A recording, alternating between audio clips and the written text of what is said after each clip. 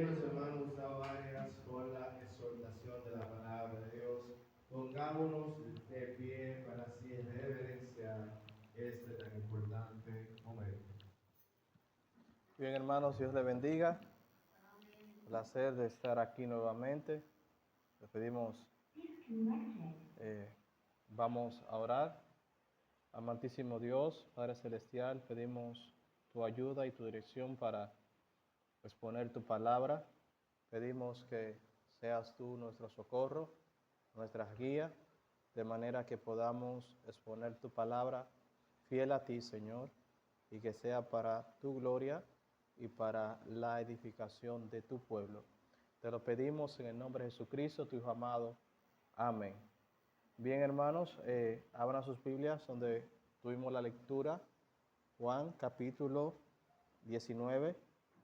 Seguimos viendo el juicio sobre Jesús. En esta ocasión vamos a predicar bajo el tema el veredicto sobre Cristo. El veredicto sobre Cristo.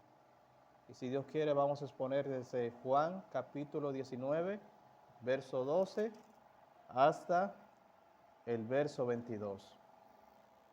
Bien, hermanos, en los primeros días que empezamos a exponer esa serie, vimos que Pilatos estaba en una crisis de conciencia. Era entre hacer lo que es correcto o hacer lo que es políticamente conveniente. Hacer lo que demanda su conciencia o hacer lo que demanda el pueblo. Vimos que él usó varias estratagemas para tratar de librarse, azotar a Jesús, poner al pueblo a decidir entre Jesús y Barrabás, remitir a Jesús a Herodes, aunque eso no lo vimos en ese pasaje. En fin, buscó de todas formas posible de desligarse, pero ninguna de ellas fue factible. Hoy veremos cómo la conciencia de Pilato llega a un punto de quiebre. Es decir, por fin Pilato se vio obligado a tomar una decisión. Y nosotros lo hemos dicho desde el principio. No se puede complacer a Dios y a los hombres. No se puede complacer a Dios y al mundo. Y no se puede complacer a Dios y al diablo. Se puede complacer al mundo y a los hombres. Se puede complacer a los hombres y al diablo. Pero a la hora de complacer a Dios, solamente es posible complacer a nuestro Dios. Gracias. Como bien se decía esta mañana, para Dios no es suficiente la mitad de la obediencia ni el 90% de la obediencia. Para Dios es 100% o nada. Satanás se conforma con 1%. Con 1% Satanás ha hecho su obra. Fue solamente una ordenanza que Satanás hizo, que la mujer desobedeciera en el huerto del Edén, y con eso ya le hizo su obra. Dios exige siempre el 100%. Bien, hermanos, vimos cómo la conciencia de Pilato iba decayendo, de manera que él iba cediendo paulatinamente. Él confesó que Jesús era inocente, que no había causa alguna por la cual él debía ser condenado, pero accedió a azotarle. Él reconoció que Jesús era inocente, pero accedió a poner a Jesús, a ser elegido entre Jesús y un malhechor. Paulatinamente Pilatos va cediendo y cediendo y cediendo. Y hoy él tiene que dar un veredicto. Dice el verso 12, desde entonces procuraba Pilato soltarle, pero los judíos daban voces diciendo, si a este suelta, no eres amigo de César. Todo el que se hace rey, a César se opone. Los judíos lanzan una acusación política. Es decir, si nosotros hemos acusado a este hombre y te lo hemos traído por ser un sedicioso, un insurrecto, un malhechor, un opositor, si lo sueltas, este hombre está opuesto a César, te estás declarando enemigo de César. ¿Es cierto eso? No, no es cierto. Sabemos que no es cierto, pero Pilato no puede permitirse ni siquiera la duda de que él esté a favor de César.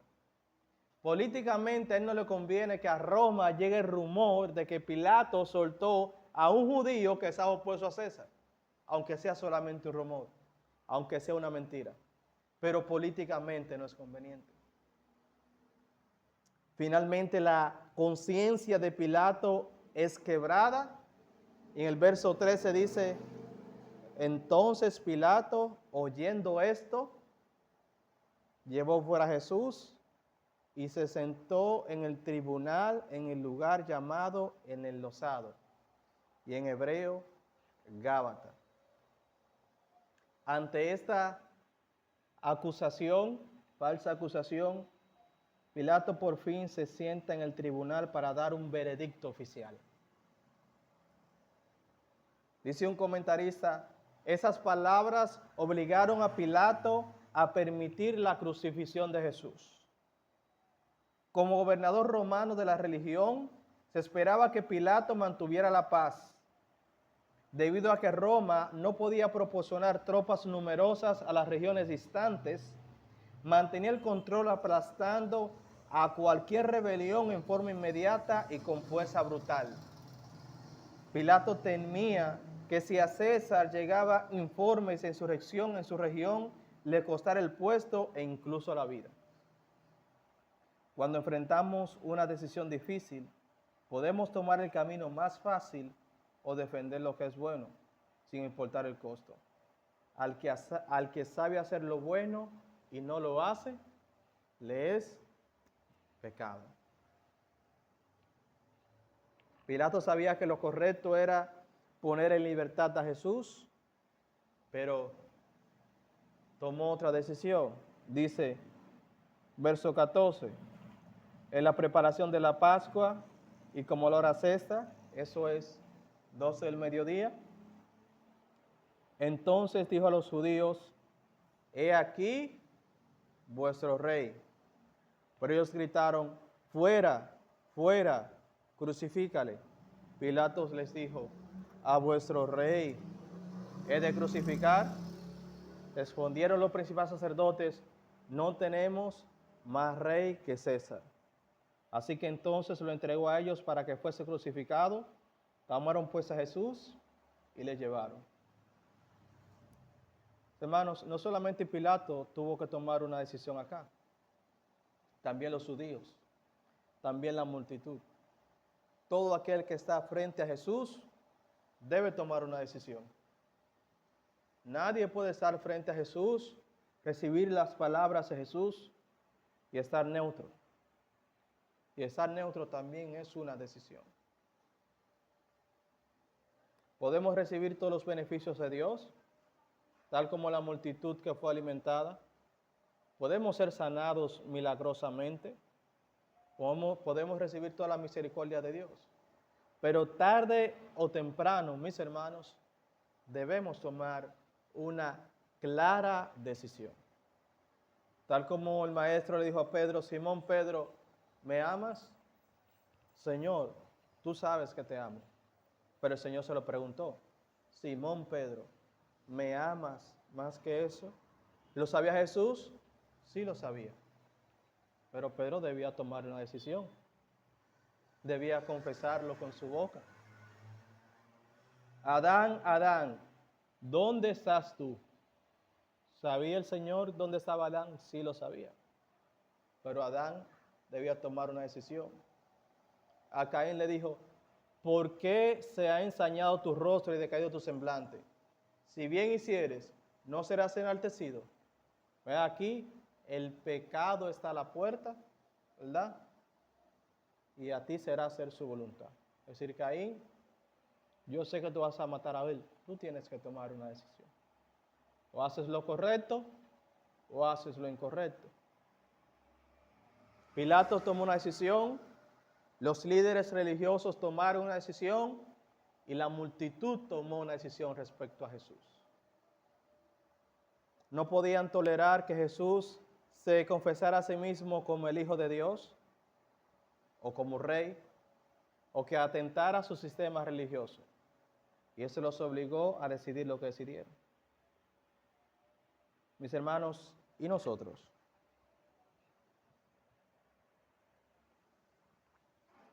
¿Y nosotros? Cada día debemos decidir por Cristo. No es solamente una vez. No se trata de levantar la mano un día y decir yo quiero. Hermanos, cada día en este mundo caído debemos decidir entre lo que Cristo demanda y lo que este mundo demanda. Cada día debemos decidir si nos identificamos como cristianos, como hijos de Dios, o los alineamos con la corriente de este mundo. En ese mundo no se puede vivir neutramente, no. Bien dijo el apóstol Pablo que tenemos una guerra, una lucha, no contra carne, no contra sangre, sino contra principados. No podemos montar 2 caballos a la vez. Lo podemos hacer al principio, sí, pero a medida que los caballos se separen, debemos decidir entre uno y el otro. Pilato decidió hacer lo que la multitud demandaba. La multitud decidió rechazar a Cristo. Y más que eso, mis hermanos, cuando se rechaza a Dios, no es que nos quedamos sin Dios. Cuando rechazamos a Dios, elegimos que otro diferente a Dios gobierne sobre nosotros. Fíjense en el verso 15, como ellos dijeron, no tenemos más rey que César. No fue que no tenemos rey, no tenemos más rey que César. O aceptamos ser gobernados por Dios o aceptamos ser gobernados por el diablo. Lo grande es que el diablo no pide nuestra aceptación para hacer su gobierno sobre nosotros. Dios en cierta medida sí. Pero mis hermanos, ¿quién era César? ¿Qué favor tenía César de los judíos? ¿Por qué los judíos prefirieron a César antes que a Jesús? ¿Era acaso César mejor que Jesús? Mis hermanos, Tiberio César era un opositor abierto a los judíos. Él no era compatible con la religión monoteísta judía. Era un politeísta y un polígamo. Y siendo tan acérrimo a los judíos, expulsó a los judíos de la ciudad de Roma y no le permitió la entrada. Era tan acérrimo que era costumbre de los romanos cuando invadían un pueblo establecer como gobernador a alguien de ese pueblo. Los judíos no tenían un gobernador judío, tenían un gobernador gentil. ¿Qué lo quiere decir con eso, mis hermanos? El mundo, el hombre pecador, está dispuesto a ser gobernado aún por el mismo Satanás con tal de no ser gobernado por Dios. Sí, así es.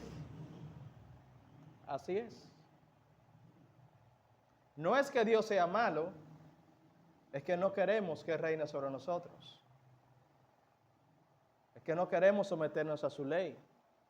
Es que tenemos más placer en el mundo caído que en Dios. Esa es la mentalidad pecadora. No es que el mundo ofrece algo mejor, es que nos deleita más lo que ofrece el mundo. Hermanos, ya nosotros sabemos cómo fue o cómo será cuando se elige al anticristo. No es que el anticristo será mejor que Jesús, no. Es que con tal de no aceptar a ese Jesús, estoy dispuesto a aceptar cualquier cosa. Y así es el mundo de hoy. El mundo dice no creer en Cristo, no creer en la religión, no creer en el cristianismo. Y así se etiquetan como mentes brillantes, intelectuales y librepensantes, pero están dispuestos a creer en cualquier cosa. Que extraterrestres, que fantasmas, que brujas, que esto, que aquello, que lo otro. Dispuestos a creer en cualquier cosa con tal de que no sea la palabra de Dios. Que la evolución, que el Big Bang, que esto, que aquello, que lo otro. Todo lo que no sea palabra de Dios, estoy dispuesto a aceptarlo. Y así es la mentalidad pecador. No tenemos más rey que César. En el verso 14 dice, así que entonces lo entregó a ellos para que fuese crucificado. Mis hermanos, ciertamente el plan de Dios se está cumpliendo, pero recuerde algo, nosotros seguimos siendo responsables de nuestros hechos. ¿Cómo se concatenan esas dos cosas? No lo sé realmente, no lo sé, por así nos enseña la Biblia. Pilato es responsable por entregar al Señor, la multitud es responsable por gritar crucifícale y los líderes religiosos son responsables por entregar a nuestro Señor Jesucristo. Todos son responsables.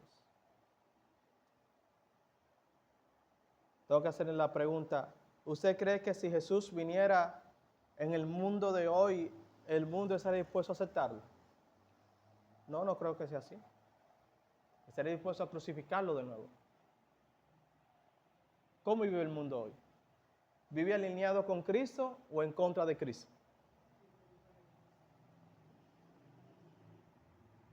Así es, mis hermanos. Desde el verso 17 en adelante vemos la crucifixión de Cristo. Dice, y él cargando su cruz salió al lugar llamado de la Carabela y en hebreo Gólgota. Y allí le crucificaron y con él a otros dos, uno a cada lado y Jesús en medio. Escribió también Pilato un título que puso sobre la cruz, el cual decía, Jesús Nazareno, Rey de los judíos. Y muchos de los judíos leyeron este título porque el lugar donde Jesús fue crucificado estaba cerca de la ciudad. Y el título estaba escrito en hebreo, en griego y en latín. Irónicamente, mis hermanos, Cristo sí fue rey. Decía alguien, no sé, obviamente los judíos no sabían lo que estaba haciendo, pero en primer lugar, lo coronaron, lo vistieron y lo exhibieron como un rey. Le pusieron una corona, le pusieron un manto y lo levantaron sobre una cruz. Y llegará el día, mis hermanos, en que Cristo volverá y exigirá su derecho como rey. La escritura sobre la cruz de Cristo estaba en hebreo, en griego y en latín. Jesús Nazareno, Rey de los judíos.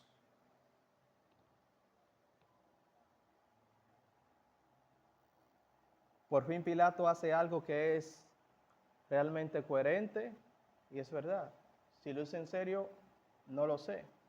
Si lo hizo de burla, no lo sé. Pero lo cierto es que Jesús es el Rey de los judíos. Dice un poeta cristiano, en hebreo, la lengua sagrada de patriarcas y videntes. En griego, la lengua musical y dorada que dio alma a los objetos de los sentidos y cuerpo a las atracciones de la filosofía. En latín, la lengua de un pueblo que originalmente fue el más fuerte de todos los hijos de los hombres. Los tres lenguajes representan las tres razas y sus ideas, revelación, arte, literatura, progreso, guerra y jurisprudencia. Siempre que existen estos tres deseos de la raza humana, siempre que se puede hacer un anuncio en un lenguaje humano, siempre que hay un corazón para pecar, una lengua para hablar, un ojo para leer, la cruz tiene un mensaje. El lugar estaba cerca de la ciudad El Señor fue crucificado fuera de los límites de la ciudad. El emplazamiento exacto no se conoce, ya de cierto. Hebreo, griego y latín. Los 3 idiomas conocidos del mundo. Hermanos, llegará un día en que cada ser humano escuchará no Jesús Nazareno, Rey de los judíos, sino Jesús, Rey de reyes y Señor de señores, y lo oirá en su propia lengua, en su propio idioma, tal como ocurrió en el libro de Hechos. La lengua en que hemos nacido, hemos escuchado la maravilla de Dios. Un día, salvos y condenados, grandes y pequeños, ricos y pobres, todos escucharán que Jesús es el Señor, y todos tendrán que reconocerlo como Señor. La crucifixión de Cristo nos enseña también, mis hermanos, el cuidado que tuvo el Padre cuando su Hijo fue crucificado. Aquí no hay detalles mórbicos para satisfacer el morbo de las personas, no, mis hermanos. La crucifixión fue un acto tan solemne que los 4 evangelistas evitan dar los detalles más que los necesarios. Y nosotros también debemos tener cuidado de no dar más detalle que el que revela la palabra de Dios. Sí, algunas cosas que le entendemos o que podemos suponer, pero no estamos llamados a levantar nuestra fe sobre eso. El punto principal es que Cristo fue crucificado y fue sepultado, pero más que eso, resucitó al tercer día. El verso 22,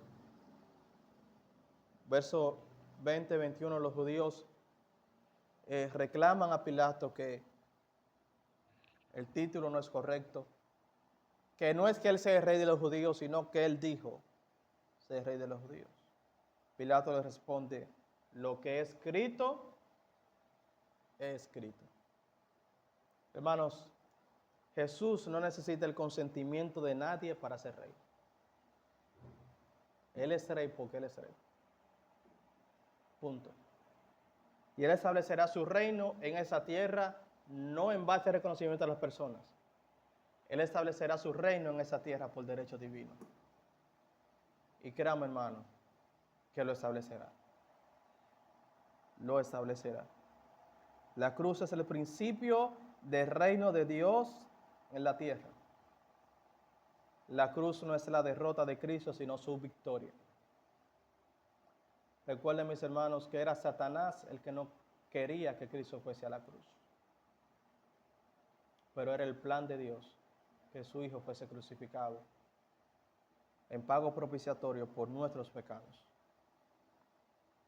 Hermanos, veamos la cruz no solamente como un hecho histórico del pasado, sino como la base de nuestra redención, la base de nuestra pura salvación. El mensaje de la cruz sigue vigente hoy, aún para cristianos y no cristianos, para salvos y perdidos. El mensaje de la cruz sigue siendo el mismo, sigue vigente y sigue con el mismo poder que cuando Cristo fue crucificado. Él no ha menguado. Aunque la crucifixión es un hecho irrepetible, las consecuencias de la crucifixión, hermanos, son eternas y permanecen al día de hoy. Que Dios le bendiga. Padre, te damos gracias por tu palabra y gracias porque nos has ayudado. Pedimos que tu palabra fructifiquen y sigan obrando en nosotros. Te lo pedimos en nombre de Jesucristo, tu Hijo amado. Amén.